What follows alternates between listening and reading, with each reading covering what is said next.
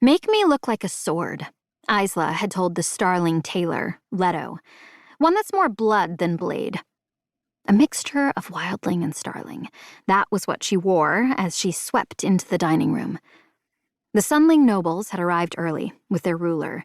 They were already seated when Isla walked through the doors, and when their eyes went straight to her, sharp and hungry, she had the unnerving feeling of being the very thing they had come to pick at and consume. Before, she might have cowered under their scrutiny, but now she strode to the table like she didn't notice.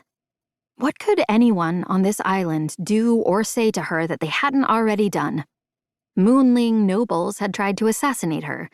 The others had already judged her down to the bone. In the marketplace, most people avoided her, still hating wildlings because of their bloodthirsty curse, even after it had been broken.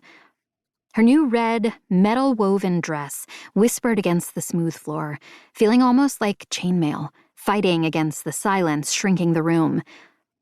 She quickly marked the Sunling nobles as she passed them by. A man with long, golden hair tied into a braid and dark skin, wearing a solemn expression.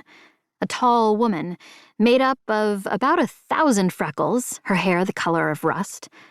A man who looked old. Remarkable, given that even Oro looked young, and he had been alive for more than 5 centuries.